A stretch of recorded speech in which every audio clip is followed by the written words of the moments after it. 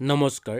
এযোৰ দাম্পত্যে দেহ মিলন সপ্তাহত কিমান বাৰ ঘটায় আৰু কিমান বয়সৰ দাম্পত্যে দেহ মিলন সপ্তাহত কিমান বাৰ ঘটুৱায়, সেই বিষয়ে আজি আমি এই ভিডিঅ'টোৰ যোগেদি আলোচনা কৰিম। আহক তেনেহ'লে আমি আৰম্ভ কৰোঁ। যদি ভিডিঅ'টো ভাল লাগে লাইক কৰিব আৰু আপোনালোকৰ বন্ধুবৰ্গৰ লগত শ্বেয়াৰ কৰি তেওঁলোককো এই কথাখিনি জানিবলৈ সুবিধাটো দিব। 2013 চনৰ গৱেষণাৰ অনুসৰি 16ৰ পৰা 20 বছৰ বয়সৰ দাম্পত্যে দেহ মিলন গড় হিচাপে সপ্তাহত 14.8 বাৰ ঘটায়। 21ৰ পৰা 25 বছৰ দাম্পত্যে 11.8 বাৰ দেহ মিলন ঘটায়। 26ৰ পৰা 30 বছৰৰ ভিতৰৰ দাম্পত্যে সপ্তাহত 10.8 বাৰ দেহ মিলন ঘটুৱায়। 31ৰ পৰা 35 বছৰ বয়সৰ দাম্পত্যে সপ্তাহত 8.8 বাৰ দেহ মিলন ঘটুৱায়। 37ৰ পৰা 40 বছৰ বয়সৰ দাম্পত্যে সপ্তাহত 8 বাৰ দেহ মিলন ঘটায়। 41ৰ পৰা 45 বছৰ বয়সৰ দাম্পত্যে সপ্তাহত 6.4 বাৰ দেহ মিলন ঘটায়। 46ৰ পৰা 50 বছৰ বয়সৰ দাম্পত্যে সপ্তাহত দেহ মিলনৰ হাৰ 5.7 বাৰ ঘটায়। 51ৰ পৰা 55 বয়সৰ দাম্পত্যে 4.8 বাৰ দেহ মিলন ঘটায়।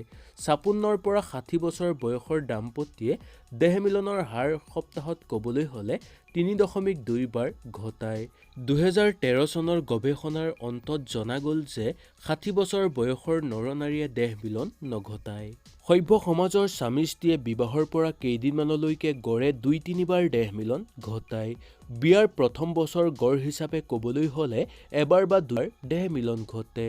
দ্বিতীয় আৰু তৃতীয় বছৰৰ কথা ক'বলৈ হ'লে সপ্তাহত 4 বাৰ বা 5 বাৰ দেহ মিলন ঘটে। তাৰ পিছত বিবাহৰ বছৰ বাঢ়ি অহাৰ লগে লগে মিলনৰ সংখ্যা ক্ৰমে কমি যাবলৈ ধৰে। বয়স, মানুহৰ অভ্যাস, সমাজ আৰু পৰিৱেশ আদিৰ ফলত দেহ মিলনৰ সংখ্যা তাৰতম্য ঘটে। সকলো নৰনাৰীৰ যৌন উত্তেজনা সমান নহয়, গতিকে দেহ মিলনৰ সংখ্যাও সমান হ'ব নোৱাৰে। স্বামী স্ত্ৰীৰ যৌন কামনা অনুপাতে মিলনৰ সংখ্যা বঢ়োৱা বা কমোৱা নিৰ্ভৰ কৰে। উভয়ৰ যৌন কামনা জাগ্ৰত হ'লেই দেহ মিলন ঘটোৱা উচিত। সমাজ, ধৰ্ম আৰু আদৰ্শৰ বাবে জাগ্ৰত যৌন কামনা দমন কৰাটো স্বামী স্ত্ৰীৰ কাৰণে উচিত নহয় বা স্বামী স্ত্ৰীৰ ধৰ্ম নহয়। হয়তো আপোনালোকে সুন্দৰভাৱে বুজি পালে। যদি আপোনালোকৰ আৰু কিবা জানিবলৈ ইচ্ছা আছে তেনেহ'লে মোক আপোনালোকে তলত কমেণ্ট কৰি জনাব পাৰে। আৰু ভিডিঅ'টো ভাল লাগিলে আপোনালোকে লাইক এটা কৰিব আৰু আপোনালোকৰ বন্ধুবৰ্গৰ লগত শ্বেয়াৰ কৰি তেওঁলোককো এই কথাখিনি জানিবলৈ সুবিধাটো দিব।